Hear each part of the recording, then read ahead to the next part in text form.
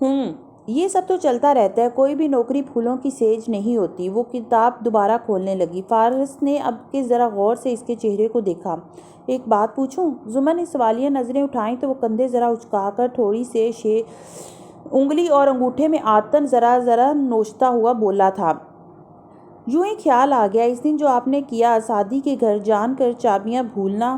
زمر کے لیے یہ جملہ غیر متوقع تھا۔ وہ لمحہ بھر کو بالکل دھک سے رہ گئی، پھر چہرے پہ سرخی سمٹ آئی۔ سر جھٹک کے اس نے کچھ کہنا چاہا، پھر رک گئی۔ چند ثانیے خاموشی میں گزر گئے۔ اگر وہ جان چکا تھا تو یہ زمر کی عادت نہیں تھی کہ وہ انکار کرتی۔ مجھے نہیں پتا آپ کو سعدی کتنا عزیز ہے، مگر ہمارے لیے وہ خاندان کا پہلا بچہ تھا، اور بچے برابر پیارے ہوتے ہیں، مگر جو توجہ پہلے بچے کو ملتی ہے وہ دوسروں کے آنے تک ہم اس مقدار میں دینے سے قاصر ہو چکے ہوتے ہیں۔ اسامہ چھوٹا ہے، مگر حنین وہ میرے ہر وقت صرف ہمارا سعدی کرتے رہنے سے مجھ سے کافی شائع رہنے لگی ہے۔ عرصہ پہلے میں واقعی کچھ بھول گئی تھی، ایک دو دفعہ، لیکن بعد میں مجھے پتا چلا کہ وہ ہر دفعہ کھڑکی میں میرا انتظار کرنے لگی ہے۔ وہ بہت ذہین ہے اور دنیا ذہین لوگوں کو تنہا کر دیتی ہے۔ اسے مجھ سے امید ہوتی ہے کہ میں اسے تنہا نہیں چھوڑوں گی، سو میں خود اسے ہر دفعہ یہ امید نئے سرے سے تھما آتی ہوں۔ قدرے توقف سے وہ سنجیدگی سے بولی، ہو سکتا ہے آپ کو یہ غلط لگے، مگر میرے نزدیک کسی عزیز شخص کو اپنے قریب رکھنے کے لیے کوئی بہانہ کرنے میں کوئی برائی نہیں۔ فارس نے بے اختیار ان تازہ فوٹو کاپی شدہ نوٹس کو دیکھا اور پھر زمر کو۔ بالکل میرے نزدیک بھی نہیں۔ وہ اسی سنجیدگی سے ادھورا چھوڑا موضوع واپس کھولنے لگی۔ قدرے توقف کے بعد فارس ذرا کھنکھارا۔ بتانے کا شکریہ، حنین کو نہیں بتاؤں گا، سیریسلی۔ زمر نے صرف ایک کڑی نگاہ اٹھا کر اسے دیکھا۔ مجھے اس بات کی بالکل فکر نہیں، کیونکہ اتنا تو آپ کو پتا ہونا چاہیے کہ میرا اعتبار توڑ کر آپ کبھی بھی بچ نہیں سکتے۔ پھر نوٹس اس کے سامنے رکھے اور سلسلہ کلام وہیں سے جوڑ لیا جہاں سے توڑا تھا۔ فارس اپنے چہرے پر زمانے بھر کی بوریت سجائے خاموشی سے سنتا رہا۔ مسز رمشا کے آفس میں ایک دفعہ پھر چائے کے 2 کپ میز کے مخالف کناروں پہ رکھے تھے۔ اس دفعہ سعدی کی طرف والا کپ آدھا خالی تھا اور مسز رمشا کا انچ ہوا۔ وہ ساری بات سعدی کو بتا کر اب بالکل خاموشی سے اس کا رد عمل دیکھ رہی تھی۔ وہ ابھی سمجھنے کی کوشش کر رہا تھا۔ آپ یہ کہہ رہی ہیں میم کہ آپ نے میرے ڈاکومنٹس ایک پرائیویٹ اسپانسر کو بھجوائے ہیں اور انہوں نے مجھے اسپانسر کرنے کی حامی بھر لی ہے، اور وہ ہر سال میری فیس جمع کرواتے رہیں گے؟ وہ واقعی بے یقین تھا۔ فیس جمع، اخراجات، جتنی رقم ہم دے رہے تھے وہی رقم وہ دیں گے۔ تھینک یو، مجھے نہیں پتا مجھے کیا کہنا چاہیے۔ وہ خوش تھا، اور خوش اتنا تھا کہ اس میں ٹھیک سے کوئی تاثر بھی نہیں دے پا رہا تھا۔ مگر وہ ہیں کون؟ میڈم نے خاموشی سے سامنے رکھے ڈیکور باسکٹ میں سے ایک کرسٹل بال اٹھائی اور اسے انگلیوں میں گھماتے ہوئے نظریں سعدی کے چہرے سے ہٹاتے ہوئے بولی، ہے کوئی جس کا دل بہت امیر ہے اور آپ پہ خرچ کرنے کو پیسہ بھی بہت ہے؟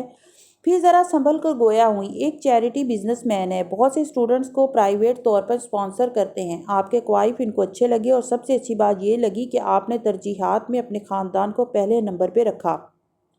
جی، مگر کیا میں ان کے بارے میں کچھ جان سکتا ہوں؟ مطلب اگر میں ان سے ملنا چاہوں تو؟ کرسٹل بال گھماتے ان کے ہاتھ رکے، نفی میں سر ہلاتے پیچھے ہو کر بیٹھی۔ بالکل بھی نہیں سعدی، میرے کچھ اصول ہیں، میں اسپانسر کی کوئی تفصیل آپ کو فراہم نہیں کر سکتی، اگر میں اصرار کروں تو بھی نہیں۔ میں صرف ان کا شکریہ، کچھ سوالوں کے جواب جاننا ضروری نہیں ہوتا، میں آپ کا شکریہ پہنچا دوں گی ان تک۔ اچھا، وہ اداس ہوا۔ آپ میری زمر پھوپھو کو جانتی ہیں؟ آپ نے ان کو بتایا یہ سب؟ ذرا پرجوش ہو کر وہ آگے ہوا۔ میڈم نے جواب دینے سے پہلے بہت دیر تک اس کا تمتماتا چہرہ دیکھا۔ کیا آپ چاہتے ہیں کہ میں ان کو ابھی خبر کر دوں؟ نہیں نہیں، پلیز آپ مت بتائیے گا، میں خود ان کو سرپرائز دوں گا۔ تھینک یو سو مچ، میں چلتا ہوں۔ جلدی جلدی اجازت مانگتا، شکریہ ادا کرتا، دوبارہ آنے کا کہتا وہ دروازے کی طرف لپکا۔ سعدی، آپ کی پھوپھو آپ سے بہت محبت کرتی ہیں، ان کے لیے کبھی کوئی قربانی دینی پڑے تو پیچھے مت ہٹنا۔ وہ جاتے جاتے مڑا، جی بالکل۔ اچھا، آپ مت بتائیے گا، میں خود بتاؤں گا۔ اور وہ باہر تھا۔ میڈم نے سر جھٹک کر گہری سانس اندر اتاری اور سوچا، محبت ایک بہت سادہ اور بہت پیچیدہ شے ہے۔ حنین سعدی کے ساتھ آئی تھی، اور جتنی دیر وہ مسلسل جوش سے بولتا، دادی اور پھوپھو کو اپنے اسکالرشپ کی تفصیل بتاتا رہا، حنین اس کیک کے 3 ٹکڑے کھا چکی تھی جو سعدی نے راستے سے لیا تھا۔ یعنی کہ تمہاری ساری پڑھائی مفت اور اخراجات بھی؟ واہ بھئی، یہ تو کمال ہو گیا۔ بڑی امی بہت خوش تھیں، بار بار سعدی کے سر اور کندھے پر ہاتھ پھیر کر کہتی، پھر فوراً اضافہ کرتی، ندرت سے امید نہیں تھی کہ بچوں کو پڑھا پائے گی۔ اصل میں تمہارا باپ بہت لائق تھا، تم اور حنا اسی پہ گئے ہو۔ اور سعدی اور حنا کے لیے یہ باتیں بے اثر تھیں۔ بڑی امی کے پاس ایک پوری فہرست تھی کہ فلاں صدی میں فلاں کے گھر ندرت نے مجھے یوں اور یوں کہا، اور ندرت کے پاس بھی ایسی ایک چارٹ شیٹ ہم وقت تیار رہتی تھی، اور ان دونوں کی غیر موجودگی میں سعدی یہی کرتا تھا۔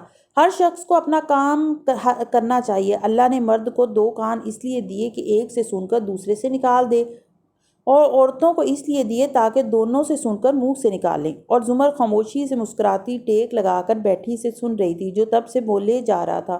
نیم نے مجھے ان کا نام تک نہیں بتایا، میرا بہت دل تھا کہ میں ان سے ایک دفعہ مل کر ان کا شکریہ ہی ادا کر سکوں۔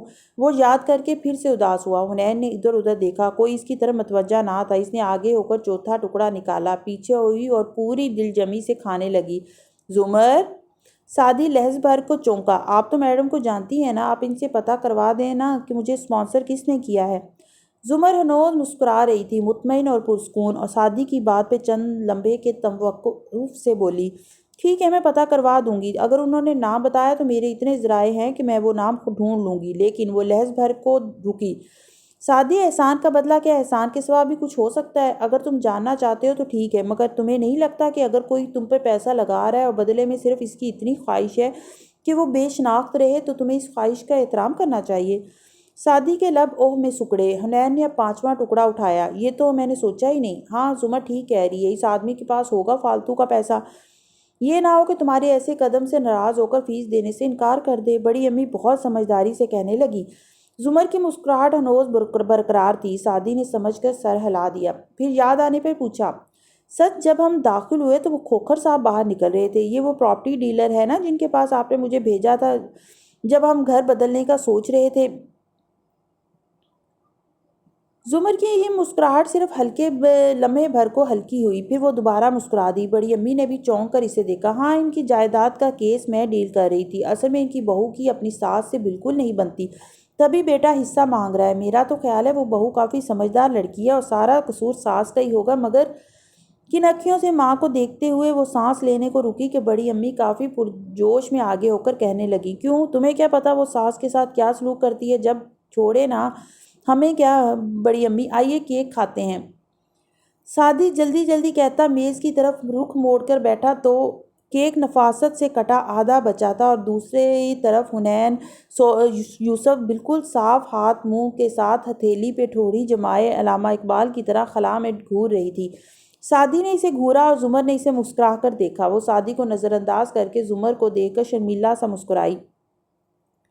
میرا اندازہ تھا کہ آج تم لوگ آؤ گے، اس لیے میں نے بہاری کباب بھی منگوا لیے تھے، پہلے وہ کھاتے ہیں پھر کیک۔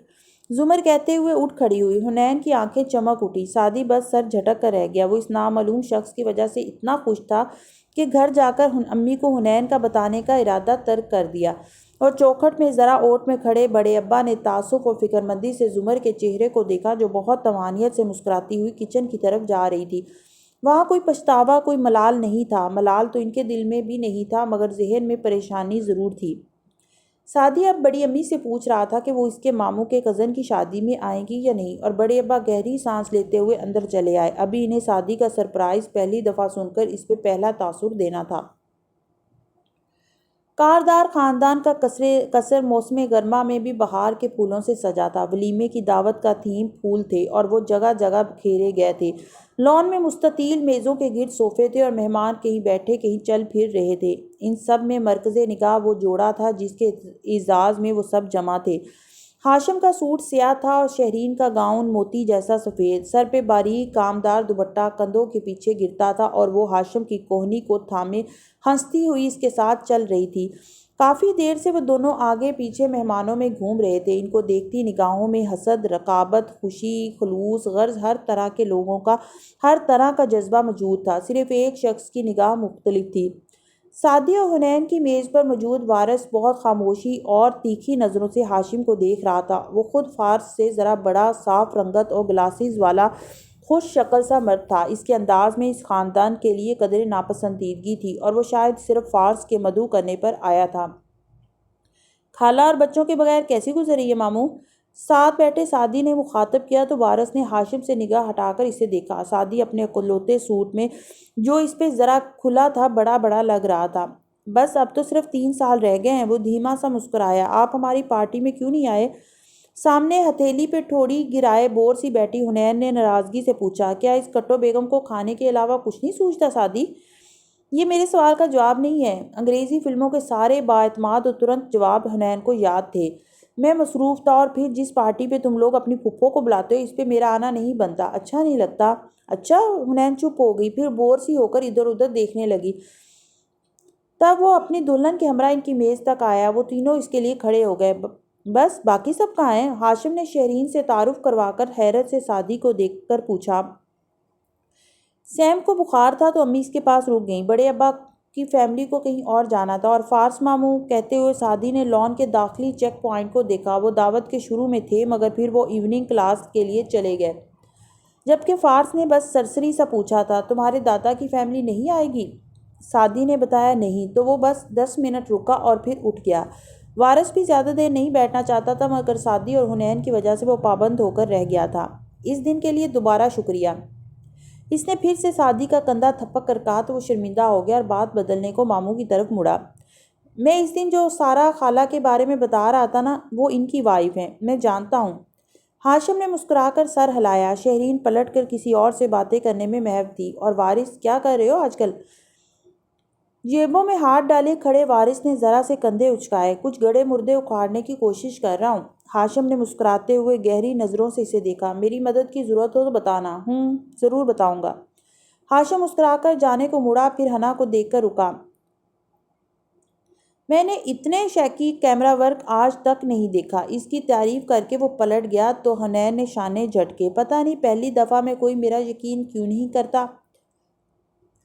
کیا شاندار بندے ہیں یہ ہاشم بھائی، واپس بیٹھتے ہوئے سعدی نے بہت فخر سے کہا تو وارث نے چونک کر اسے دیکھا۔ تمہیں معلوم بھی ہے کہ یہ کون ہے؟ جی، یہ بہت اچھے وکیل ہیں، بہت اچھے دفاعی وکیل ہیں، وہ بھی کرمنلز کے، اور کرمنل کے دفاعی شخص کو میں کرمنل سے الگ نہیں سمجھتا۔ ماموں، سعدی بہت سنجیدگی سے اس کی طرف مڑا۔ ہو سکتا ہے آپ ان کو پسند نہ کرتے ہوں اور شاید ان کی عزت بھی نہ کرتے ہوں، اور ہو سکتا ہے ان کی کمپنی کرپشن میں ملوث ہو، مگر اس سب کے باوجود ہم ان کو کرمنل نہیں کہہ سکتے۔ میں ان کو جانتا ہوں، وہ بہت اچھے ہیں۔ وارث چپ ہو گیا۔ اگر سعدی کو پتہ چل جائے کہ وہ ہاشم کو اتنا نہیں جانتا تو؟ میری این جی او مسکراتے ہوئے آئی اور سعدی کے کان کے قریب جھکی۔ مسز کاردار آپ کا انتظار کر رہی ہیں۔ وہ چونکا، پھر ان سب سے معذرت کرتا اٹھ آیا۔ باہر نیلی شام میں سیاہی گھلنے لگی تھی مگر اندر روشنیوں کا سورج جوبن پہ تھا، پھول ہی پھول، روشنی ہی روشنی۔ لاؤنج میں رک کر سعدی نے گردن اٹھائی۔ سیڑھیوں سے اوپر ہاشم کے کمرے کے سامنے ریلنگ پہ کوہنی ٹکائے دوسرے ہاتھ میں نیکلس کا موتی گھماتی وہ کسی ملکہ کی شان سے کھڑی تھی۔ سرخ لمبا گاؤن، سرخ لپسٹک کے ساتھ، آنکھوں میں گہرا کاجل اور گہرا اضطراب۔ سعدی قدم قدم چڑھتا اوپر آیا، بالکل جواہرات کے مقابل۔ آپ کا چھوٹا بیٹا کیسا ہے؟ سعدی نے کنکار کر بات کا آغاز کیا۔ جواہرات مضطرب سی مسکرانے کسی کی مگر آنکھوں میں نمی آئی۔ وہ تیار ہے، کمرے میں ہے، بھائی کے لیے دعوت میں شامل ہو بھی جائے گا مگر خوش نہیں ہوگا۔ مسکراتے ہوئے سر جھٹکنے کی کوشش کی، ضبط سے آنکھیں گلابی ہوتی گئیں۔ سعدی نے پتلیاں سکوڑ کر ان کا چہرہ دیکھا۔ یعنی کاردار صاحب کو علم ہو گیا؟ جواہرات نے اس بات میں گردن ہلائی۔ اورنگزیب نے اسے بہت جھڑکا ہے، وہ اپسٹ ہے۔ آپ مجھ سے کیا چاہتی ہیں مسز کاردار؟ وہ نرمی سے بولا۔ ہر پریشانی میں ایک ہی خیال ہوتا ہے، ہاشم سنبھال لے گا، مگر آج ہاشم کا بڑا دن خراب نہیں کر سکتی، ورنہ سنبھال تو وہ اب بھی لیتا۔ اس نے نرمی سے سعدی کی کوہنی پہ ہاتھ رکھا۔ کیا تم کچھ کر سکتے ہو؟ سعدی نے گردن موڑ کر شیرو کے کمرے کو دیکھا۔ مجھے کوشش کرنے دیں۔ اس نے دروازے پہ دستک دی۔ جواہرات ایک طرف ہٹ گئی۔ سعدی نے دروازہ دھکیلا۔ بیڈ کے کنارے وہ سر جھکائے بیٹھا تھا۔ سوٹ، جوتے، ٹائی سب تیار تھا مگر خود بجھا بجھا سا تھا۔ سعدی کو دیکھ کر وہ پھیکا سا مسکرایا۔ میں سعدی، فارس کا آئی نو، بھائی نے بتایا تھا، آؤ۔ سعدی چند قدم اندر آیا۔ دروازہ واپس دھکیلا تو وہ چوکھٹ سے 3 انچ کے فاصلے پہ جا ٹھہرا۔ باہر کھڑی جواہرات کی مضطرب سماعتیں وہیں کھڑی لگی تھی۔ کیسی طبیعت ہے تمہاری؟ وہ سامنے کھڑے کھڑے احتیاط سے پوچھنے لگا۔ شیرو نے سر جھٹکا۔ بتایا تھا ممی نے کہ تم نے مجھے بچانے کی کوشش کی تھی۔ تھینکس، مگر کاردار صاحب کو علم ہو گیا۔ میں نے تمہیں بچانے کے لیے کچھ نہیں کیا، وہ فکر مند تھے، میں نے ان کو مزید پریشان نہیں کرنا چاہا تھا۔ جواہرات نے چونک کر دروازے کو دیکھا۔ شیرو بھی چونکا تھا۔ وہ میرے لیے کبھی پریشان نہیں ہو سکتے۔ پھر رکا۔ کیا وہ واقعی پریشان تھے؟ بہت زیادہ، اس لیے تمہیں نیچے جا کر ان کو ان کے بیٹے کی شادی کی مبارکباد دینی چاہیے۔ نوشیروہ کے ماتھے پہ بل پڑے، آنکھوں میں خفگی در آئی۔ کیا تمہیں لگتا ہے وہ مجھے معاف کر دیں گے؟ آواز بلند ہونے لگی۔ میں ہارورڈ نہیں جا سکا، کولمبیا بھی نہیں جا سکا، میں ان کے آفس میں دلچسپی نہیں رکھتا، میں ڈرگز لینے لگ گیا تھا اور اس روز ڈرگز کے باعث میں نے خود کو ہاسپٹل پہنچا دیا، ان کو اتنا مایوس کیا خود سے۔ اس سب کے بعد وہ مجھے کیا سمجھتے ہوں گے؟ صرف اپنا بیٹا۔ وہ جو غصے سے بولے جا رہا تھا جھٹکا کھا کر رکا، تنہیں تاثرات ڈھیلے پڑے، یکٹک سعدی کو دیکھے گیا اور معافی، شکریہ اور اظہار محبت، ان تین چیزوں کی خون کے رشتوں میں کبھی ضرورت نہیں ہوتی، صرف رویہ درست کرنا ہوتا ہے اور سب ٹھیک ہو جاتا ہے۔ اور اور اگر انہوں نے مجھے ڈانٹ دیا، وہ اندر سے ڈرا ہوا تھا۔ میں تمہیں ایک کہانی سناتا ہوں نوشیروان۔ سعدی نے سر جھکائے جوتے سے لکڑی کا فرش مسلتے کہنا شروع کیا۔ میں ایک لڑکے کو جانتا ہوں جس کا باپ اسکول ٹیچر تھا۔ تنخواہ کم تھی اور گزارا مشکل سے ہوتا، مگر وہ لڑکا کبھی بھی اپنے باپ کے سامنے خواہشات کی فہرست نہیں رکھتا تھا۔ اسکول لے جانے کو پیسے بھی نہ مانگتا، مگر جب وہ 13 سال کا تھا تو اسکول فنکشن کے لیے اسے نئے جوتوں کی ضرورت پڑی، بلکہ ضرورت نہیں، صرف خواہش تھی، کیونکہ اس کے دوستوں نے نئے جوتوں کی نمائش کی تھی، وہ جن میں رنگ برنگی لائٹیں لگی ہوتی ہیں، اور اس روز اس نے اپنے باپ سے کہا کہ اسے بھی وہی جوتے چاہیے۔ باپ کچھ دیر کو چپ ہوا تو وہ سمجھا کہ باپ نہیں لے کر دے گا، وہ باپ سے ناراض ہو گیا، اس نے باپ سے بات کرنا بھی ترک کر دی۔ رات اس کے سرہانے اس کا باپ آیا اور کہا کہ وہ اسے کل جوتے لا دے گا، بالکل وہی جوتے، مگر وہ لڑکا ناراض رہا اور آنکھیں بند کر کے سوتا بن گیا۔ صبح اس کا باپ اسکول سے جلدی چھٹی لے کر جوتوں کی اس مہنگی دکان پہ گیا، جانے کہاں سے پیسے جوڑ کر اس نے وہ جوتے خریدے، اور جب وہ سڑک عبور کر رہا تھا تو ایک بس نے اسے ٹکر مار دی۔ لمحے بھر کو نیچے دیکھتا سعدی خاموش ہوا۔ جب لوگ اس کے باپ کی لاش کو گھر لائے تو ساتھ خون میں نہایا جوتوں کا ڈبہ بھی تھا۔ جوتے آ گئے نوشیروان، باپ چلا گیا۔ اگر تم اس لڑکے کو کہو کہ اس شرط پہ کہ اس کی زندگی 5 منٹ بعد لے لی جائے گی، اس کا باپ اس کے سامنے آ جائے اور ان 5 منٹ میں صرف اس کو ڈانٹے اور وہ ساری ڈانٹ سن کر صرف معافی مانگ سکے، تو اس لڑکے کو وہ 5 منٹ کی زندگی بھی قبول ہوگی، کیونکہ اپنی زندگی کے اگلے 5 سال میں اس نے یہ بات اچھی طرح جان لی تھی کہ باپ کا کوئی ریپلیسمنٹ نہیں ہوتا۔ نوشیروان کی رنگت زرد پڑ چکی تھی، وہ ایک دم اٹھا اور باہر نکل گیا۔ جواہرات پیچھے ہوئی، مگر اسے دیکھے بغیر وہ تیز قدموں سے سیڑھیاں اترنے لگا۔ نیچے لاؤنج میں اورنگزیب کھڑے کسی ملازم کو ہدایت جاری کر رہے تھے۔ شیروان ان کے قریب رکا، جھجکا، پھر ان کو کچھ کہتے ہوئے ان کے گلے لگا، شاید وہ ہاشم کی شادی کی مبارکباد دے رہا تھا۔ اورنگزیب نے سن کر اسے خود سے الگ کیا، خفگی سے کچھ کہتے کوٹ کا بازو جھاڑا جیسے شکن پڑ گئی ہو، مگر اب ان کے چہرے پہ وہ سختی نہ تھی اور شیرو کا چہرہ دمک رہا تھا۔ جواہرات نے آنکھیں بند کیں، ساری نمی اندر اتاری اور پھر پلٹ کر کمرے میں آئی۔ سعدی یوں ہی سر جھکائے کھڑا تھا، آہٹ پہ ستے ہوئے چہرے کے ساتھ ہلکا سا مسکرایا۔ تھینکس، وہ کچھ بول نہیں پا رہی تھی، اس کے سامنے جا کھڑی ہوئی۔ کیا واقعی اورنگزیب اس دن شیرو کے لیے پریشان ہوا تھا؟ اور کیسے پریشان ہوا جاتا ہے؟ اسے الٹا تعجب ہوا۔ جواہرات نے مسکرا کر سر ہلایا۔ شاید میں بھی شیرو کی طرح کبھی بھی اس بات کو نہیں سمجھ پائی، وہ ایک سخت گیر باپ ہے، مگر اسے صرف ہاشم سنبھال سکتا ہے۔ خیر، کبھی کبھی آ جایا کرو، تم سے بات کر کے اچھا لگتا ہے۔ میں لیڈز چلا جاؤں گا جلد، مجھے اسکالرشپ مل گیا ہے کیمیکل انجینئرنگ میں۔ شیرو بھی انجینئرنگ پڑھے گا، مگر وہ تو مانچسٹر جائے گا، ہاشم بھائی نے بتایا تھا۔ جواہرات نے ایک نظر سعدی پہ ڈالی اور ایک شیرو کے کمرے پر۔ نہیں، اس نے ابھی فیصلہ نہیں کیا۔ اچھا؟ سعدی کو حیرت ہوئی۔ ہاشم بھائی تو بالکل شیور تھے۔ کیا تم مجھے اپنی فیملی سے نہیں ملواؤ گے؟ وہ مسکرا کر خود کو کمپوز کرتی اس کے ساتھ باہر آئی۔ سعدی نے بھی مسکرا کر سر ہلایا۔ وہ دونوں ہمراہ چلتے، جب سیڑھیوں کے وسط میں تھے جواہرات نے رک کر اسے دیکھا۔ اگر اس لڑکے کے والد آج زندہ ہوتے تو اس پہ بہت فخر کرتے۔ سعدی نے جواب نہیں دیا، بس اداسی سے مسکرا کر زینے اترنے لگا۔ شام مغرب میں ڈھل چکی تھی اور فارس لائبریری کے کونے والی میز پر بیٹھا بور سا ہو کر بار بار گھڑی دیکھ رہا تھا۔ سامنے نوٹس اور کتابیں بھی منتظر سی پڑی تھیں۔ دفتر وہ آتی دکھائی دی، کندھے پہ بیگ، ہاتھوں میں کتابیں، بال جوڑے میں بندھے، تھکے تھکے انداز میں کرسی کھینچی، بیگ رکھا۔ فارس فوراً سیدھا ہو کر بیٹھا۔ مجھے نماز میں دیر ہو گئی۔ اس کو دیکھے بنا وہ بیٹھ کر کتاب کھول رہی تھی۔ فارس نے سر کو خم دیا، پھر لگا کوئی اور بھی سامنے کھڑا ہے۔ چونک کر چہرہ اٹھایا تو سامنے والی کرسی کھینچ کر جمشید افضل بیٹھ رہا تھا۔ اس سے پہلے کہ فارس ناگواری سے اسے روکتا کہ بھائی تم کدھر، زمر نے کہا جمشید کو بھی یہی ٹاپک سمجھانا تھا۔ بیٹھیے جمشید، یہ آج ہم کور کر لیں گے۔ کتاب کے صفحے پلٹتے اشارہ کرتی، وہ بہت مصروف لگ رہی تھی، تھکی ہوئی بھی۔ اینک لگانے والا وہ دبلا پتلا اسٹوڈنٹ تابداری سے سامنے بیٹھا۔ فارس نے تند نگاہوں سے اسے گھورا اور ضبط سے رخ پھیر لیا۔ وہ شاید بدمزہ ہوا تھا، خود اسے بھی معلوم نہیں کہ کیوں۔ زمر اب بال پین ہاتھ میں پکڑے باری باری دونوں کو دیکھتی سمجھا رہی تھی۔ جمشید جلدی جلدی رجسٹر پہ نوٹس لینے میں مگن تھا اور فارس گاہے بگاہے اکھڑی اکھڑی نظر اس پہ ڈال لیتا۔ یہ بنیں گے وکیل، جج نے ایک پھونک مارنی ہے اور اس نے اڑ جانا ہے۔ 10 منٹ بعد وہ لڑکا اس کے لیے ناقابل برداشت ہو گیا تھا۔ وہ کچھ پوچھ رہا تھا اور زمر دوبارہ اسے وہی بات سمجھا رہی تھی۔ فارس کی بیزاری بڑھنے لگی۔ تبھی زمر کا فون بجا، کال ضروری تھی۔ وہ معذرت کرتی اٹھ کر باہر چلی گئی۔ اس نے اب بہت فرصت سے پتلیاں سکیڑ کر اس چشمش کو دیکھا، پھر اس کے سامنے انگلی سے میز بجائی۔ رجسٹر پر لکھتے لڑکے نے چونک کر اسے دیکھا۔ وہ کتاب پکڑانا تعکم سے میز کے دوسرے سرے پہ رکھی کتاب کی طرف اشارہ کیا۔ وہ تابداری سے سر ہلاتا جیسے ہی اٹھا، فاس نے اس کی کتابوں کے ساتھ رکھا، اس کا موبائل اچک کر اپنی جیب میں رکھا۔ لڑکا واپس آیا، کتاب سامنے رکھی اور رجسٹر پھر سے کھول لیا۔ فاس نے ہتھیلی اس کے سامنے کی۔ ذرا فون دینا اپنا، میرا کریڈٹ نہیں ہے، کال کرنی ہے۔ لڑکے نے مسکرا کر اپنی کتاب ہٹائی، پھر رجسٹر ہٹایا، پھر نوٹس ایک طرف کیے۔ مسکراہٹ غائب ہوئی، وہ پریشان سا چیزیں الٹ پلٹ کرنے لگا۔ پھر جیب تھپتھپائی۔ نہیں دینا تو نہ دو، وہ بگڑے موڈ سے بولا۔ نہیں ابھی تو میرے پاس تھا، آپ بیل دیں گے ذرا؟ لو، میرا کریڈٹ ہوتا تو تم سے کیوں مانگتا؟ اس نے ناک سے مکھی اڑائی۔ ویسے آخری دفعہ کہاں استعمال کیا تھا فون؟ وہ ہاں، ڈاکٹر عبدالباری کے آفس کے سامنے، وہ تو 2 بلاکس دور ہے، راستے میں گرا ہوگا، اب تک تو کوئی لے اڑا ہوگا۔ یوں کرو، واپس جاؤ، راستے کا ایک ایک پتھر اٹھا کر دیکھو۔ شاباش۔ ساتھ ہی اس کا شانہ تھپتھپایا۔ وہ سنگل پسلی ہل کر رہ گیا، پھر جلدی جلدی چیزیں سمیٹتا وہاں سے بھاگا۔ زمر جب آئی تو چیونگم چباتا فارس اکیلا وہاں بیٹھا تھا۔ اس نے تعجب سے خالی کرسی کو دیکھا۔ یہ کہاں گیا؟ پتہ نہیں، کچھ کھو بیٹھا تھا، اتنی جلدی میں بھاگا کہ موبائل بھی چھوڑ گیا۔ لاپرواہی سے میز پر رکھے موبائل کی طرف اشارہ کیا جس کو وہ آف کر چکا تھا۔ زمر ناگواری سے سر جھٹکتے واپس بیٹھی۔ یہ نان سیریس اسٹوڈنٹس بھی نا، نہیں آپ اصرار کرتی ہیں تو اس کا انتظار کر لیتے ہیں، آدھا پونا گھنٹہ ہی لگے گا اسے۔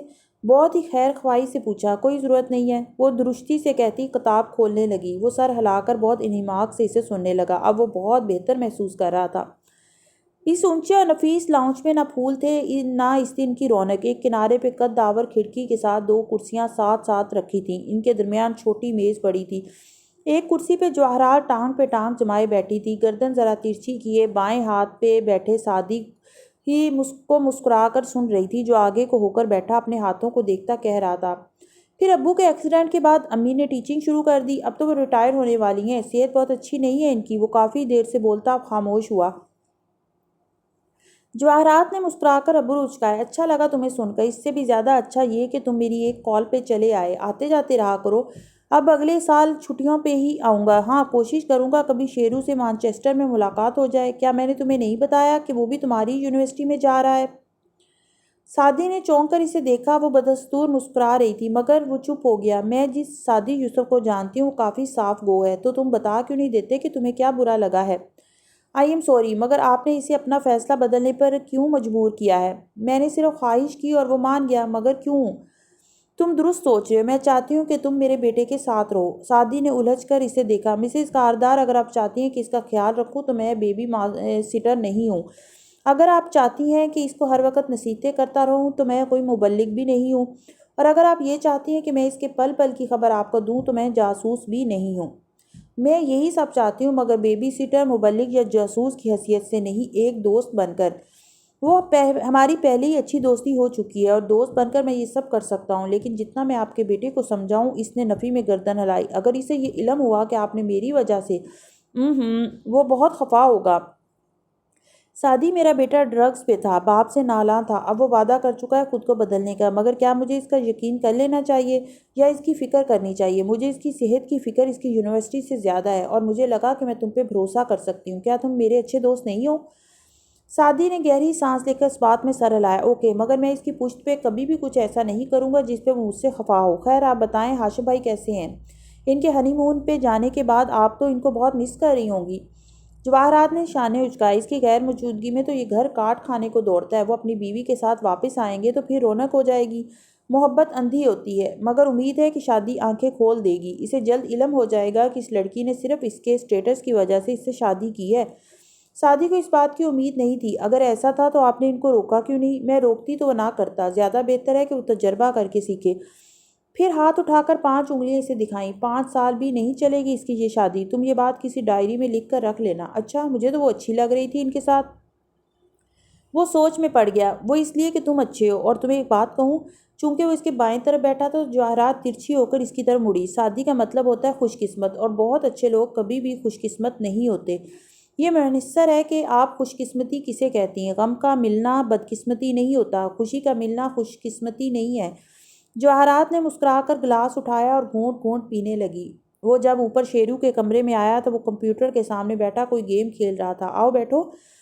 اس نے اسکرین پر نظریں مرکوز کی، اپنے پیچھے سے ایک کشن نکال کر سعدی کی طرف اچھالا۔ سعدی نے کشن اس کے قریب رکھا اور وہیں بیٹھ گیا۔ تمہاری ممی نے بتایا کہ تم بھی لیڈز جا رہے ہو؟ ہاں، انہوں نے بتایا تھا کہ تمہارا بھی وہیں داخلہ ہوا ہے۔ وہ بہت انہماک سے گیم کی طرف متوجہ تھا۔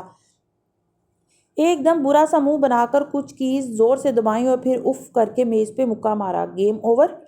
تم ابھی اس کے 40ویں راؤنڈ پہ ہو؟ سعدی نے تعجب سے اسکرین کو دیکھا۔ میری بہن تو 110 راؤنڈز کر چکی ہے۔ شیرو بے یقینی سے اس کی طرف مڑا۔ میں مان ہی نہیں سکتا، 100 سے اوپر پوری دنیا میں صرف 3 لوگ گئے ہیں اور ان کا نام ہائی اسکور کی فہرست میں ہے۔ میں تمہیں دکھاتا ہوں۔ اسے جیسے سعدی کی اس بڑک کو جلد سے جلد غلط ثابت کرنا تھا۔ فوراً بٹن دباتا کچھ صفحے کھولتا گیا، یہاں تک کہ ایک فہرست سامنے آئی۔ سعدی خاموشی سے دیکھتا رہا۔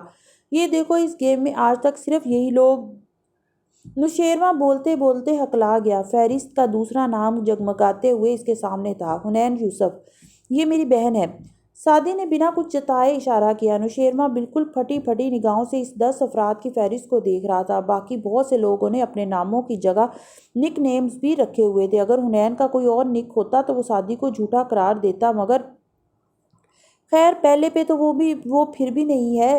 شیرو نے بازار لاپرواہی سے ناک سے مکھی اڑائی۔ سعدی کی نظریں فہرست کے سب سے اوپر والے نام تک اٹھ گئیں۔ اس نے ذرا آگے ہو کر پڑھا۔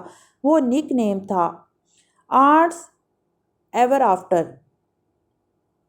یہ کون ہے؟ بہت دفعہ حنین نے اسے یہ فہرست دکھائی تھی، پھر بھی اس نے نوٹ شاید اب کیا تھا۔ شیرو نے مذکورہ شخص کی پروفائل پہ کلک کیا۔ کوئی امریکن لڑکی ہے، اس سے زیادہ معلومات نہیں اوپن کر رکھی۔ کیا تم میرے ساتھ کھیلنا چاہو گے؟ وہ نہیں گیم شروع کرنے لگا تھا۔ نہیں۔ سعدی بور سا ہو کر پیچھے ہوا۔ میں ایک بات اچھی طرح جانتا ہوں نوشیروان، کہ میں کوئی بھی گیم نہیں جیت سکتا۔ میرے پاس پھپھو، حنین یا ہاشم بھائی جیسا دماغ نہیں ہے۔ انسان دوست، اگر تم حوصلہ مجتمع رکھو، جب ارد گرد سب حوصلہ کھو رہے ہوں اور تم کو مورل الزام ٹھہرا رہے ہوں، اگر تم خود پر بھروسہ کر سکو جب سب تم پر شک کریں، مگر ان کو شک کی اجازت بھی دو، اگر تم انتظار کر سکو اور انتظار سے تھکو نہیں، یا تم سے جھوٹ بولا جائے مگر تم نہ بولو، یا تم سے نفرت کی جائے مگر تم نفرت کو راستہ نہ دو، اور پھر بھی نہ تم بہت اچھے لگو نہ بہت عقل مند، اگر تم خواب دیکھ سکو اور خوابوں کو اپنا آقا نہ بناؤ، اگر تم سوچ سکو مگر سوچوں کو اپنا مقصد نہ بناؤ، اگر تم فتح اور تباہی دونوں سے مل سکو اور ان دونوں دھوکوں بازوں سے ایک جیسا سلوک کر سکو، اگر تم اپنے بارے بولا گیا سچ سننے کی ہمت کر سکو جسے نادانوں کو بہکانے کے لیے توڑ مروڑ کر پیش کیا جائے، یا جن چیزوں کو تم نے اپنی زندگی دے ڈالی ان کو ٹوٹا ہوا دیکھ سکو اور پھر جھک کر ان کو گھسے پٹے اوزاروں سے دوبارہ تعمیر کر سکو، اگر تم ہجوم سے بات کرو اور اپنے اندر کی اچھائی بھی برقرار رکھو، یا بادشاہوں کے ساتھ چلو اور اپنا عام ہونے کا احساس بھی نہ کھو سکو، اگر نہ دشمن نہ دوست تم کو دکھ دے سکیں، اگر تم بے رحم منٹ کو بھر سکو 60 سیکنڈ جتنے فاصلے کی دوڑ سے، تب، ہاں تب، تمہاری ہوگی یہ زمین اور جو اس میں ہے، اور سب سے بڑھ کر تب تم بنو گے ایک انسان، میرے بچے۔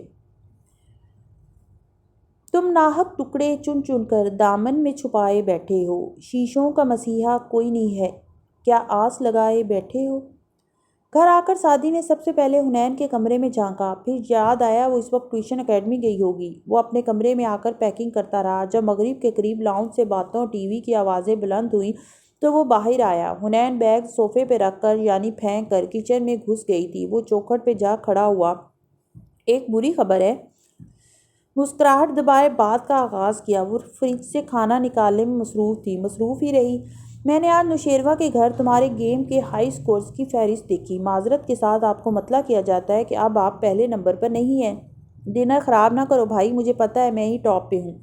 وہ خفگی سے اسے دیکھ کر پلیٹ لیے لاؤنج میں چلی آئی۔ کمپیوٹر چیئر کھینچی، بٹن دبایا، ساتھ ہی لقمہ توڑا۔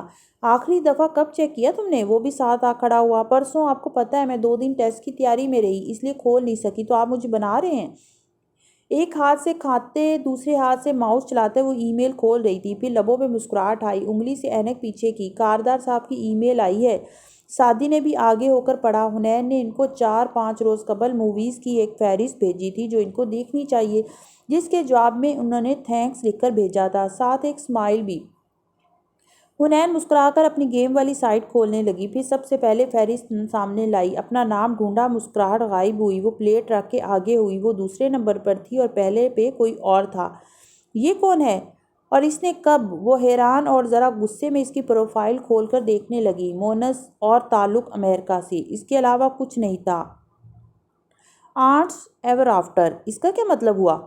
بامشکل مسکراہٹ روکے سعدی نے شانے اچکا دیے۔ حنین اب نچلا لب دبائے بے چینی سے ادھر ادھر صفحے کھول رہی تھی۔ وہ بہت محظوظ ہو رہا تھا۔ بہنوں کو تنگ کرنے سے زیادہ لطف بھی ہوتا ہے بھلا کوئی چیز؟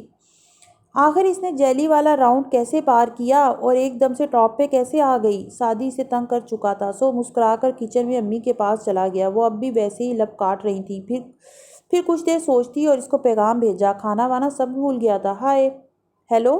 اگلے ہی منٹ جواب آیا۔ حنین کی بورڈ میں انگلیاں رکھے اسکرین کو دیکھتی ٹائپ کر رہی تھی۔ آپ نے جیلی والا راؤنڈ کیسے پار کیا؟ ذرا توقف سے جواب چمکا۔ نارملی ہم بات کا آغاز حال احوال پوچھنے سے کرتے ہیں۔ میں نارمل نہیں ہوں، میں حنین ہوں۔ اب بتاؤ تم نے وہ راؤنڈ کیسے پار کیا؟ محنت کی، بار بار کوشش، اور ہو گیا۔ تو تم حنین ہو پاکستان سے؟ ہاں، اور تم کون ہو؟ امریکہ سے۔ وہ ابھی بھی متعصب انداز میں خفگی سے اسکرین کو دیکھ رہی تھی۔ وہاں پہلے مسکراتا ہوا نشان ابھرا اور پھر پیغام، میں علیشہ ہوں، اور جینیا سے، اور میرے آباء و اجداد فرانسیسی ہیں، فرینچ امریکن۔ حنین نے مشکوک نظروں سے اسکرین کو جھکورا۔ میں کیسے یقین کر لوں کہ تم وہی ہو جو تم کہہ رہی ہو؟ اوکے، میں کیمرہ آن کر دیتی ہوں، مجھے اس ہائی اسکور سے بات کر کے اچھا لگے گا جس کا ریکارڈ میں نے توڑا ہے۔ اور اس نے کیمرہ چیٹ آن بھی کر دی۔ حنین کے لیے اتنی جلدی یہ غیر متوقع تھا، پھر بھی اس نے کانوں پہ ہیڈ فون چڑھا لیے، اپنا کیمرہ مگر آن نہیں کیا، ورنہ امی نے کچن سے جوتا پھینکنا تھا۔ کانوں میں خوبصورت سی آواز گونجی، کیا تم مجھے دیکھ سکتی ہو؟ اسکرین پہ ایک چوکھٹا سا بنا تھا جس میں ایک چھوٹا سا بیڈ روم نظر آ رہا تھا۔ علیشہ کی پشت پہ دیوار پہ شیشہ تھا جو کمپیوٹر ٹیبل کا عکس دکھاتا تھا۔ وہ واقعی امریکی لڑکی تھی، 17-18 برس کی، بال سیاہ تھے، شولڈر کٹ، بہت گوری، بڑی بڑی آنکھیں، کسی ہلکے رنگ کی، اور بہت پیاری مسکراہٹ۔ اسکرین پہ اس نے ہاتھ ہلایا، وہ بھی اتنا مسکرا کر کہ حنین کے ناراض اعصاب ڈھیلے پڑ گئے۔ وہ ذرا پرجوش سی ہو کر آگے ہوئی، بات کرنے لگی، تو تم فرینچ امریکن ہو؟ ہاں، مگر میں خود کو امریکن کہلوانا زیادہ پسند کرتی ہوں۔ وہ پھر ہنسی، اسے ہنسنے کی عادت تھی۔ لیکن تم اپنے نام سے کیوں نہیں آتی؟ اور تمہارے اس نک نیم کا کیا مطلب ہوا؟ وہ اس نے لاپرواہی سے شانے اچکائے۔ وہ تو ایک عبارت ہے جو میری کی چین پہ لکھی ہوئی ہے۔ ساتھ ہی سیاہ پتھر والی کی چین لہرائی اور وہیں میز پہ رکھ دی۔ مجھے خود بھی اس کا مفہوم نہیں پتا۔ اچھا، وہ جیلی والا راؤنڈ؟ حنین کی سوئی وہیں اٹکی تھی۔ 1-2 ٹپس بتا سکتی ہوں میں؟ علیشہ دائیں ہتھیلی پہ ٹھوڑی گرائے آگے ہو کر بیٹھی بولنے لگی۔ حنین بہت غور سے سن رہی تھی۔ جب سعدی وہاں سے گزر کر کمرے میں جانے لگا، اسکرین دیکھ کر رستے میں رکا، اشارے سے پوچھا کہ کون ہے؟ حنین نے مائک پہ ہاتھ رکھ کر بتایا، میری نئی دوست، اور وہ فوراً دوبارہ متوجہ ہوگی۔ وہ ابرو اچکا کر کمرے کی طرف چلا گیا۔ فون کی گھنٹی بجی تو سعدی چونکا اور ادھر ادھر اجنبی نظروں سے دیکھا۔ وہ اپنے آفس میں بیٹھا تھا۔ 7 سال گزر چکے تھے اور سب کچھ بدل چکا تھا۔ تکان سے سر جھٹک کر اس نے فون اٹھایا جو ابھی تک ہاشم کی کال کے بعد سے گرم تھا۔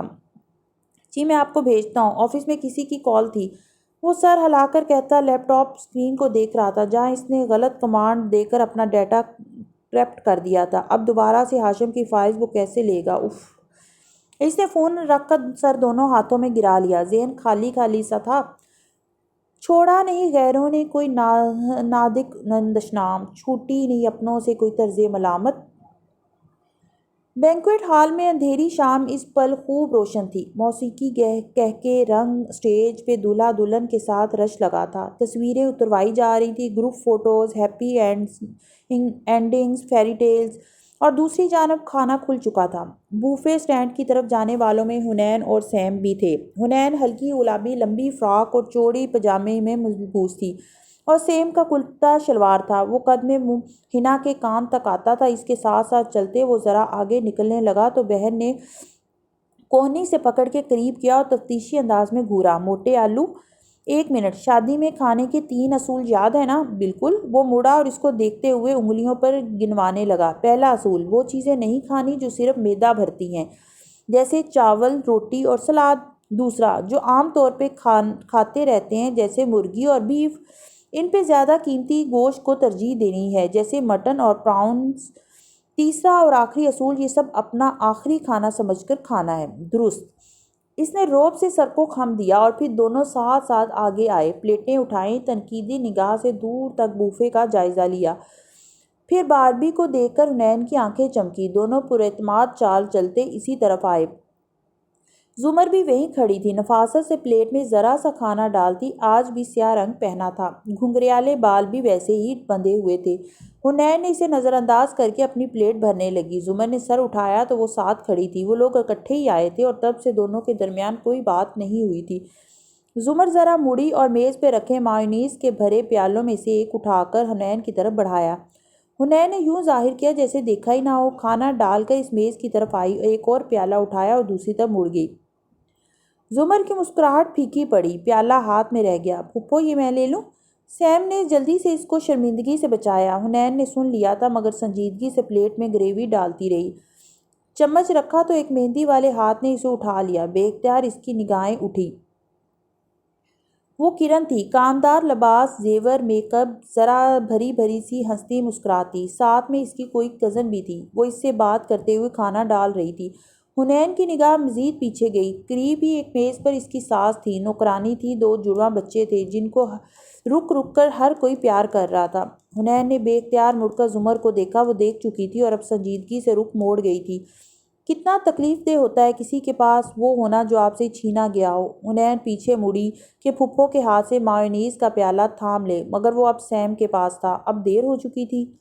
حماد، اس نے نام کی پکار پڑتی سنی تو ادھر ادھر دیکھا۔ وہ اپنی ماں کی میز پہ جھک کر کسی سے مل رہا تھا، گلاسز لگائے ہوئے، اچھی شکل کا تھا، مگر اس وقت وہ اسے زہر لگ رہا تھا۔ ذرا دبے دبے غصے سے وہ کھانا نکال کر زمر کے برابر آ کھڑی ہوئی۔ امی اور بھائی دور کسی ٹیبل پہ تھے مگر وہ تینوں یہیں کھڑے تھے۔ یہ کرلی بالوں والی پراسیکیوٹر تھی نا، حماد بھائی کی ایکس فیانسی؟ کرن کی کزن نے اونچی سی سرگوشی کی۔ ان دونوں کی طرف ان کی پشت تھی مگر آواز کا راستہ کون روک سکا ہے بھلا؟ کرن نے ترچھے ہو کر دیکھا اور پیشانے اچکا کر کھانا نکالتے ہوئے بولی، تھی نہیں، وہ اب بھی پراسیکیوٹر ہے، کیریئر وومن یو نو۔ تو اس کی شادی نہیں ہوئی؟ سچ؟ گردے ضائع ہو گئے تھے نا؟ گردے کا کیا ہے، وہ تو مل گیا تھا۔ کوئی فرینچ عورت کسی آوارہ بھٹکتی روح کی طرح اچانک سے آئی اور گردہ دے گئی۔ سو فلمی ہے نا؟ حنین کا رنگ سفید پڑا، پلیٹ پہ جمے ہاتھوں کی گرفت سخت ہوئی۔ گردے کا بہانہ ہے، جو عورتیں کیریئر کے پیچھے پڑ جاتی ہیں ان کے گھر کہاں بستے ہیں؟ اس لیے ہمارے دین میں بھی گھر اور خاندان کی کتنی اہمیت ہے۔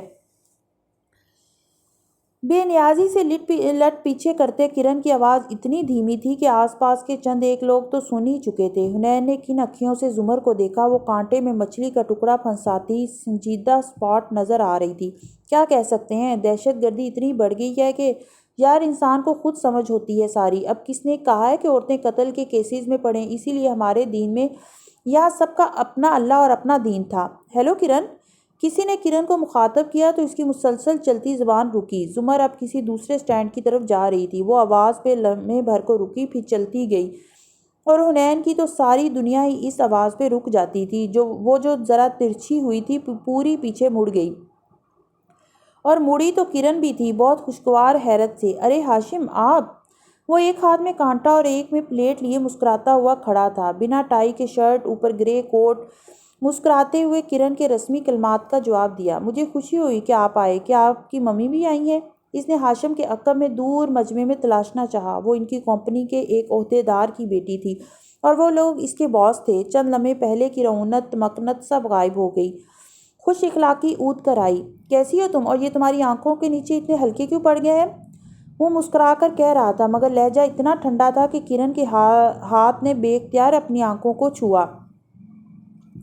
اپنی صحت کا خیال رکھا کرو کرن، کیونکہ اگر کسی کا ریکارڈ ہو خرابی صحت کی بنا پہ کسی عورت کو چھوڑ دینے کا، تو میں سوچتا ہوں کہ اگر موجودہ عورت کی کبھی ٹانگ بازو کی ہڈی بھی ٹوٹ گئی تو اس کا کیا ہوگا؟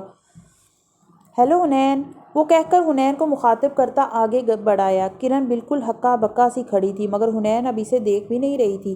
اس کے لب مسکرانے لگے تھے، تنے اعصاب ڈھیلے پڑ گئے۔ سر کے خم سے جواب دیتی وہ وہاں سے ذرا دور ہٹی، ایسے کہ ہاشم بھی ساتھ ہی چلتا آیا۔ کرن مڑ گئی۔ زمر اور وہ ٹیبل پہ سیم، سعدی اور ندرت کے ساتھ جا بیٹھی۔ میں نے زمر کے لیے کچھ نہیں کیا اور تمہیں یہ معلوم ہے۔ وہ اپنے مخصوص انداز میں شانے ذرا اچکا کر پلیٹ میں چاول ڈال رہا تھا۔ آپ بس اتنا سا لیں گی؟ اس سے پہلے ہاشم کی پلیٹ کو دیکھا، پھر اپنی۔ اس میں بھی بہت کیلوریز ہیں، جس کا مطلب ہے ایکسٹرا ورک آؤٹ، اور میں بوڑھا ہو رہا ہوں، سمجھا کرو۔ حنین ہنس کر سر جھٹکتی کباب اٹھانے لگی۔ ہاشم نے کانٹے میں پھنسا ٹکڑا منہ میں رکھتے مسکراتی نظروں سے اسے دیکھا۔ میرے حلقہ احباب میں کوئی دوسری حنین نہیں ہے، میں نے جھوٹ بولا تھا۔ وہ چونک کر اسے دیکھنے لگی۔ یعنی آپ نے واقعی مجھے نہیں پہچانا تھا؟ ہاں، کیونکہ جس حنین کو میں جانتا تھا وہ اتنی گھبرائی ہوئی پریشان سی نہیں ہوتی تھی۔ تمہیں کیا ہو گیا کچھ عرصے سے؟ وہ بالکل ٹھہر گیا۔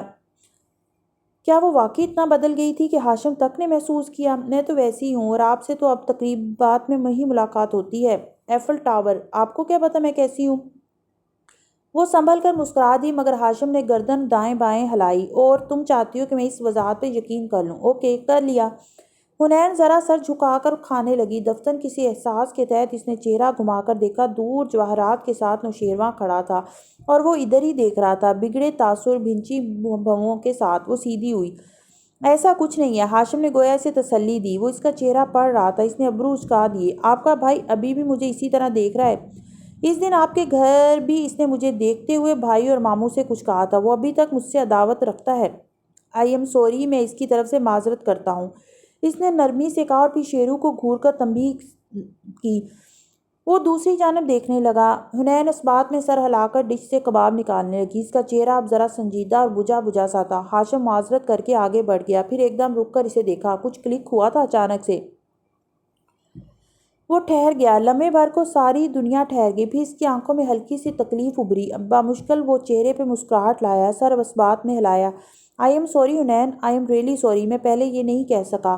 تم سے ملاقات نہیں ہوئی تھی، مجھے واقعی بہت آئی ایم سوری۔ حنین نے چونک کر اسے دیکھا۔ اس کی آنکھوں میں درد تھا، تکان تھی۔ اس کے ذہن کے پردے پر ایک بھولا بسرا لمحہ ابھرا، تب بھی اس کی آنکھوں میں ایسا ہی درد تھا۔ حنین نے سر جھٹکا۔ وہ لمحے بھر میں شادی کی تقریب میں واپس آئی، مگر اب ہاشم جا چکا تھا۔ وہ اپنی میز تک خالی ذہنی کے عالم میں واپس آئی۔ زمر کھانا کھا چکی تھی، ٹیشو سے لب تھپتھپاتی وہ سعدی سے آہستہ سے کچھ کہہ رہی تھی، جسے اس نے بے دھیانی میں سنا۔ کیا تم نے وہ اسے واپس کر دیا؟ کر دوں گا جلدی، سعدی نے مختصراً کہا۔ حنا چونکی۔ بھائی نے کب نیکلس واپس کرنا ہے آخر؟ مگر پھر اس کے ذہن کی روح بھٹک گئی۔ ہاشم کی معذرت، 1.5 سال بعد اس نے وہ شکوہ دور کر دیا جو حنین کو اس سے تھا ہی نہیں۔ سیم، کپڑوں پہ مت گراؤ۔ ندرت کی توجہ ادھر نہیں تھی، وہ حسب معمول سیم کو لتاڑ رہی تھی۔ وہ بھی آگے سے حنین اور سعدی کا بھائی تھا۔ امی، داغ تو اچھے ہوتے ہیں۔ حنین واپس آ چکی تھی مکمل طور پر۔ تنگ کر اسے دیکھا۔ یہ خود بھی ہمارے خاندان پہ کسی داغ سے کم نہیں ہے، مت تنگ کرو اسے۔ ندرت نے دبا دبا سا گھورا۔ وہ فوراً چمک کر بولی، یہ شروع کرتا ہے ہمیشہ، تالی 2 ہاتھوں سے بجتی ہے، مگر تھپڑ ایک ہی سے پڑتا ہے، اور گھر جا کر پڑتا ہے۔ اس دھمکی پہ وہ بڑبڑا کر سر جھکائے کھانا کھانے لگیں۔ سعدی اٹھ کر گیا تو ندرت نے زمر کے قریب ہو کر کہا، یہ جو نیلے کپڑوں والی جا رہی ہے نا، یہ حمیرہ کی بیٹی رانیہ ہے، انجینئرنگ مکمل کی ہے اسی سال۔ مجھے یہ سعدی کے لیے پسند ہے۔ زمر نے چونک کر اسے دیکھا اور کافی دلچسپی سے۔ یہ تو بہت پیاری ہے، پھر کب مانگ رہی ہیں آپ رشتہ؟ اس کے چہرے پہ جو کرن کی باتوں سے ڈسٹرب سا تاثر چھایا تھا وہ زائل ہو کر مسرت میں بدلنے لگا۔ حنین نے ایک چڑھتی نگاہ اس دراز قد لڑکی پہ ڈالی جو لمبے فراک میں ادھر ادھر گھوم رہی تھی، اور چونکہ اس کے لیے یہ خبر نئی نہیں تھی، اس لیے سر جھٹک کر کھانا کھانے لگی۔ ابھی بڑے ابا سے مشورہ کرنا ہے، پھر ہی کوئی بات شروع ہوگی۔ یہ کہتے ہوئے بھی، بلکہ صرف سوچتے ہوئے بھی ندرت کا چہرہ چمکنے لگا تھا۔ اور امی، اگر انہوں نے انکار کر دیا تو؟ سیم نے اپنے تئیں بہت بڑوں والا سوال پوچھا تھا، اور ندرت کا ہاتھ بس جوتے تک جاتے جاتے رہ گیا۔ کیوں انکار کریں گے وہ ہمارے شادی کو؟ کوئی وجہ بنتی ہے کیا؟ زمر نے مسکراہٹ دبائے اس سے پوچھا۔ وہ جواباً مسکرا کر رہ گیا، مگر حنین کا چمچ لبوں تک لے جاتا ہاتھ رکا۔ سر اٹھایا، سنجیدگی سے زمر کو دیکھا اور پھر دیکھتی رہی، یہاں تک کہ زمر نے بھی اس کو دیکھا۔ ندرت سویٹ ڈش لینے اٹھ گئی، تب حنین بولی، پھپھو، بغیر وجہ کے بھی انکار ہو جاتے ہیں، کسی اچھے بھلے آدمی کو بھی اپنے نظام میں جنگلی، جاہل، غصہ ور کہہ کر رد کر دیا جاتا ہے۔ زمر کی آنکھوں میں چنبا ہوا۔ سوری، اس کی سمجھ میں نہیں آیا، میں تو آپ کی میموری ریفریش کر رہی تھی۔ کیوں؟ کیا آپ نے یہی کہہ کر فارس ماموں کے رشتے کو انکار نہیں کیا تھا؟ اور سر جھکا کر درمیان میں روکا چمچ منہ میں ڈال لیا، پھر رخ پھیر کر سویٹ ڈش کے لیے اٹھ گئی۔ اور زمر وہ جہاں تھی وہیں رہ گئی، ساکھ جام سانس تک بند ہو گیا، جیسے اندھیرے میں سیڑھیاں اترتے آخری زینے کے بعد یہ سمجھ کر پاؤں اتارا جائے کہ ابھی ایک زینہ اور باقی ہے، اور وہ لمحے بھر کو پاؤں کا ہوا میں معلق ہو کر زمین کو لگنا، وہ لمحے بھر کا شاک، وہ دل کی بے ترتیب دھڑکن، وہ وقت کی رفتار کو تھما دیتی ہے، بالکل خاموش رکا ہوا وقت۔ موجودہ دن سے 5 سال قبل۔ کچھ زخم صدیوں بعد بھی تازہ رہتے ہیں فراز، وقت کے پاس بھی ہر مرض کی دوا نہیں ہوتی۔ حنین کے کمرے میں فل پنکھا چل رہا تھا، کارپٹ پہ جائے نماز بچھائے زمر تشدد میں بیٹھی تھی، نظریں ہاتھوں میں مرکوز، چہرے کے گرد دوپٹہ لب ہلتے ہوئے، پھر اس نے دائیں بائیں سلام پھیرا اور دعا کے لیے ہاتھ اٹھائے، تب بھی نگاہ الماری سے کچھ نکالتی حنین پہ پڑی۔ زمر مسکرائی اور وہ جو کسی بات پہ جھنجھلائی کھڑی تھی پھیکا سا مسکرا دی اور پھر سے چیزیں الٹ پلٹ کرنے لگی۔ زمر ہاتھوں میں دیکھتی زیر لب دعا مانگتی رہی، پھر چہرے پہ ہاتھ پھیر کر اٹھی تو حنین پلنگ کے کنارے بیٹھی اسے دیکھ رہی تھی۔ اس کا چہرہ بجھا بجھا سا، دماغ کہیں اور اٹکا ہوا لگ رہا تھا، کوئی پریشانی تھی شاید، مگر کون پوچھے اور کون بتائے۔ ان کا رشتہ اتنا ہی پرتکلف تھا کہ 2 سال سے شادی کی غیر موجودگی نے بھی ان کو قریب نہیں کیا تھا، بس مسکراہٹ سے مسکراہٹ تک کا رشتہ۔ کیا میں اسے یہیں رہنے دوں، ہنا؟ اس نے جائے نماز اٹھانے سے قبل پوچھا۔ حنین نے اس بات میں گردن ہلائی۔ ابھی امی 2 4 صلواتیں مزید سنائیں گی تب وہ وضو کرنے جائے گی۔ زمر کو معلوم تھا حنین چہرہ ہتھیلیوں پہ گرائے بیٹھی تھی۔ پھوپھو آپ تو ساری نمازیں پڑھتی ہیں نا، میں آپ سے ایک بات پوچھوں؟ وہ الجھن بھرے انداز میں اسی طرح پوچھنے لگی جیسے ریاضی، سائنس یا معاشرتی علوم کے سوال ڈسکس کرنے ہمیشہ اس کے پاس آتی تھی۔ اس سے زیادہ وہ کبھی کچھ نہیں ڈسکس کرتی تھی۔ پوچھو، وہ نرمی سے کہتی واپس جائے نماز پہ بیٹھ گئی۔ کیا آپ کو اللہ تعالیٰ سے محبت ہے؟ ہاں ہے۔ زمر کے لیے جواب آسان تھا۔ کیسے؟ میرا مطلب ہے آپ اس محبت کی تعریف کیسے کریں گی؟ زمر چند لمحے پرسوچ نگاہوں سے اس کا کم عمری کا چہرہ تکتی رہی، پھر ذرا سے شانے اچکائے۔ میرا نہیں خیال کہ میں اس محبت کو ڈیفائن کر سکتی ہوں۔ اوکے، میری ایک کرسچن دوست نے پوچھا تھا اسی لیے پوچھ رہی تھی۔ وہ سر ہلا کر اٹھ گئی۔ زمر نے گردن موڑ کر اسے باتھ روم جاتے دیکھا، ماتھے پہ کٹے بال اور باقی بال ہیئر بینڈ میں جکڑے کندھوں سے نیچے گرتے تھے، چہرے پہ پھیلی الجھن اب بھی وہی تھی۔ کوئی مسئلہ تھا؟ مگر خیر، اس نے گھڑی دیکھی، اب اسے گھر جانا تھا ورنہ امی خفا ہوں گی۔ جب حنین نماز پڑھ کر آئی تو زمر جا چکی تھی، چونکہ حنین سامنے نہیں تھی اس لیے وہ آج کچھ نہیں بھولی، نہ ہنا کو یاد رہا۔ وہ بس بیزاری سے کمپیوٹر کے سامنے آ بیٹھی اور اسے آن کیا۔ ڈیسک ٹاپ کی گھڑی نے اسے علیشا کی ریاست کے مقامی وقت کے مطابق سیٹ کر رکھی تھی۔ وہاں صبح ہو چکی تھی اور علیشا آن لائن تھی۔ چوکھٹے میں علیشا صاف نظر آ رہی تھی، وہ 2 سال پہلے کی نسبت اب ذرا بڑی لگتی تھی، یہی کوئی 20 برس کی۔ دوسرے چوکھٹے میں حنین تھی، اداس اور خفا خفا سی۔ اس کے گھر والوں کو علیشا کی اتنی عادت ہو چکی تھی کہ سارا وقت بھی حنین کا کیمرہ آن رہتا تو کسی کو مسئلہ نہ ہوتا۔ تم اداس لگ رہی ہو، علیشا اس کا چہرہ دیکھتے ہی بوجھ گئی۔ حنین نے گردن دائیں بائیں ہلائی مگر آنکھوں میں وہی اداسی چھائی رہی۔ میں فارم پہ تمہارے سوال کا جواب پوسٹ کرنے لگی تھی، ساتھ ہی وہ کیز دبائے جا رہی تھی۔ علیشا نے چیک کیا، پھر اس کی آنکھیں چنبے سے سکڑی۔ حنین مجھے لگتا ہے تم نے غلط جواب لکھ دیا ہے۔ میرا سوال تھا کیا آپ کو خدا سے محبت ہے، تم نے جواب میں پتہ نہیں کیا لکھ دیا ہے۔ یہ سچ ہے، مجھے واقعی پتہ نہیں ہے۔ مگر علیشا چپ ہو گئی۔ حنین اب مٹھی میں ٹھوڑی گرائے اسے دیکھ رہی تھی۔ مگر تم اور میں، ہم زیادہ تر دین کی باتیں کرتے ہیں، ایک دوسرے کو اپنے اپنے دین کے بارے میں بتاتے ہیں، اور تم بھی میری طرح اپنی کتاب بہت پڑھتی ہو۔ پھر بہت نہیں، میں ہفتے میں 1 اور 2 دفعہ ہی پڑھ پاتی ہوں۔ جب بھائی تھا تو ہم روز پڑھتے تھے، مگر اب مجھے وقت نہیں ملتا۔ ہنا نے شانے اچکائے۔ دیکھو علیشا، میں جھوٹ نہیں بولوں گی، مجھے بہت اچھے لگتے ہیں وہ ناولز اور ڈرامے جن میں ہیرو یا ہیروئن بہت ہی گناہ گار ہوتے ہیں اور پھر کسی بڑے واقعے کے بعد وہ بالکل مذہبی ہو کر اللہ کی محبت میں سب گناہ چھوڑ دیتے ہیں۔ میں ایسی کہانیوں کی بہت قدر کرتی ہوں، مگر میں خود کو ان سے ریلیٹ نہیں کر سکی کبھی۔ میں اس کا شکر ادا کرتی ہوں، احترام بھی کرتی ہوں، دعا بھی کرتی ہوں، اسے معبود تسلیم کرتی ہوں۔ میں امی، اپنے بھائیوں، ابو اور مڑ کے دیکھا زمر جا چکی تھی کب کی، اور کچھ دوسرے رشتہ داروں سے بہت محبت کرتی ہوں، اس لیے میں کہہ سکتی ہوں۔ ذرا توقف کر کے وہ چہرہ ہتھیلی سے ہٹا کر پیچھے ٹیک لگاتے ہوئے صاف گوئی سے کہنے لگی، تمہاری ساری تقریر ایک طرف، ابھی تم کس بات پہ پریشان ہو؟ میں صرف اتنا کہوں کہ جو بھی مسئلہ ہے اس کو حل کرنے کی کوشش کرو۔ ہاں، ایک اسکول کا مسئلہ ہے، خود ہی حل ہو جائے گا۔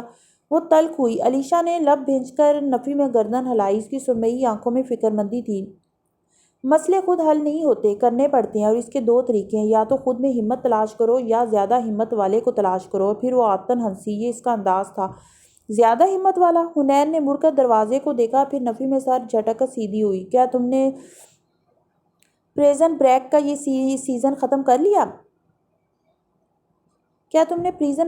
سیزن ختم کر لیا؟ ساتھ ہی فون کی گھنٹی بجنے لگی۔ حنین نے بیزاری سے دور پڑے فون کو دیکھا۔ امی اور سیم زمر کے جاتے ہی سونے چلے گئے تھے اور اسے اٹھنا پڑا تھا۔